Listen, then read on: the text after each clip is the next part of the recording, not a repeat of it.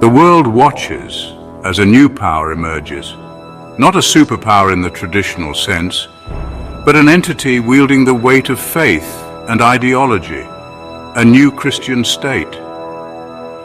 This is not merely a shift in political boundaries, but a tectonic plate movement in the geopolitical landscape.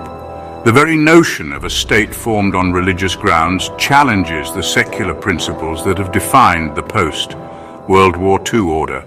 It signals a potential return to an era where religious identity trumps national borders, where alliances are forged and broken based on shared faith.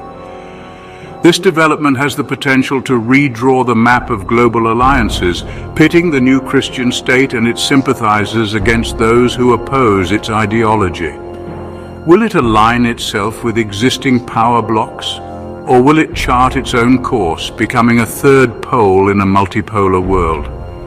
The answer to this question will determine the trajectory of global politics for decades to come. Understanding the motivations of the key players involved is crucial to deciphering the potential consequences of this geopolitical earthquake. The rise of this new Christian state cannot be understood without examining the role of superpowers. Their motivations are complex, driven by a mixture of strategic interests, ideological considerations, and domestic pressures. Some see an opportunity to reshape the global order in their favor, exploiting religious fervor to further their geopolitical ambitions. For some superpowers, the creation of this new state presents a chance to contain rivals, creating a buffer zone or a strategic ally in a contested region. The potential for economic and military cooperation with a state ideologically aligned with theirs is a tempting prospect. The world watches to see if this new alliance will be a force for stability or a catalyst for further conflict. The emergence of this new Christian state sends shockwaves through the existing geopolitical order. Alliances long considered unshakable are being re-evaluated. Nations with shared religious ties find themselves drawn to this new center of power, while those who view it with suspicion are strengthening their own bonds. The geopolitical map, once defined by Cold War rivalries and economic blocs, is being redrawn along civilizational lines. The rise of this new state emboldens other groups with shared religious or cultural affinities, potentially fueling separatist movements and reigniting dormant conflicts. The international community faces the daunting task of managing these emerging tensions while trying to maintain global stability. Can a state truly be considered sovereign if its laws and policies are dictated by religious dogma? This question has profound implications for international law and the principle of non-interference in the internal affairs of states. The emergence of the new Christian state signifies more than just a geopolitical shift. It represents a cultural earthquake. The state's very foundation, rooted in religious doctrine, challenges the secular values that have dominated global discourse for decades. This clash of ideologies has the potential to ignite cultural conflicts, both within and beyond the borders of the new state. The new state's influence extends beyond its borders, impacting global cultural flows. Its values, propagated through various channels, could challenge the existing secular order, impacting everything from education and media to human rights and social norms. The rise of this new power may also lead to a resurgence of religious identity worldwide. As the new state champions its faith on the global stage, it could embolden religious groups in other parts of the world, leading to a more assertive and visible role of religion in public life.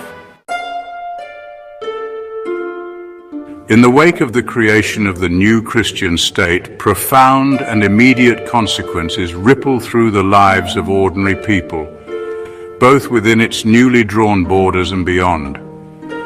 For those residing within, numerous questions arise concerning the nature of governance, the role of religious law, and the safeguarding of minority rights.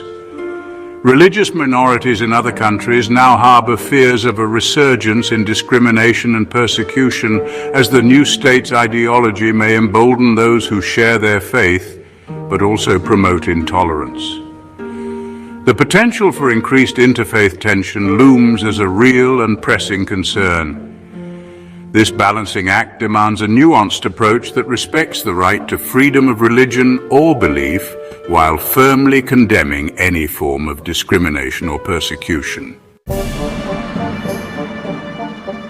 The emergence of the new Christian state presents unprecedented challenges for global diplomacy.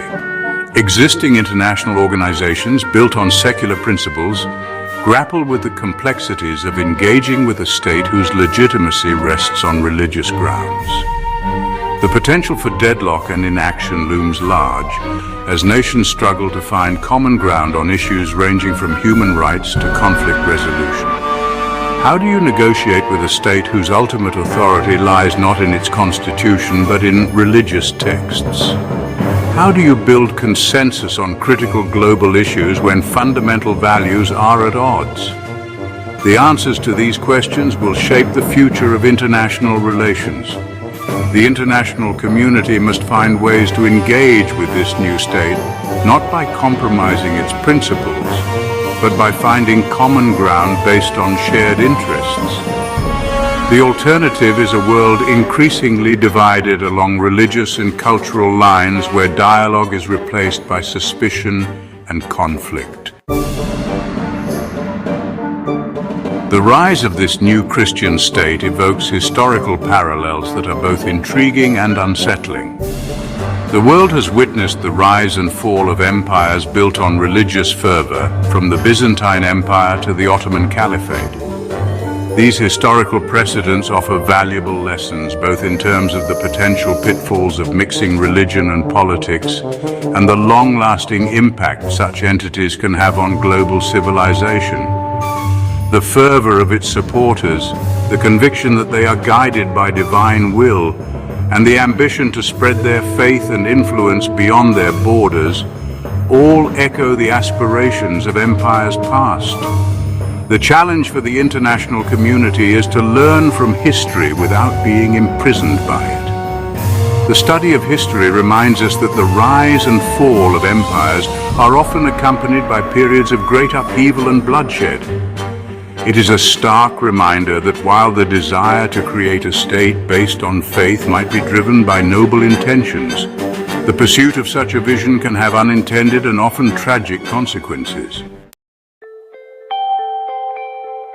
Predicting the future is a fool's errand, yet certain trends and possibilities emerge from the current geopolitical landscape. The trajectory of the new Christian state will depend on a myriad of factors, both internal and external. Will it succumb to internal divisions torn apart by competing interpretations of its founding principles? Or will it manage to forge a cohesive national identity, uniting its diverse population under the banner of faith? The international community's response will also play a crucial role in shaping the future. The future hangs in the balance, a tapestry woven from threads of faith, power, and ideology. The creation of the new Christian state is not an end in itself, but the beginning of a new chapter in global affairs. The world is a stage on which this drama is unfolding, with nations and individuals alike caught up in its narrative. Whether this new state ushers in an era of peace and cooperation or ignites the fires of conflict remains to be seen. One thing is certain: the emergence of this new state forces us to confront fundamental questions about the nature of power, the role of religion in public life, and the future of global order. It challenges our assumptions about the world and compels us to rethink our place in it. This is not a time for complacency, but for vigilance, engagement, and a commitment to shaping a future where peace and understanding prevail. The decisions made today by leaders and ordinary citizens alike will determine the course of history for generations to come.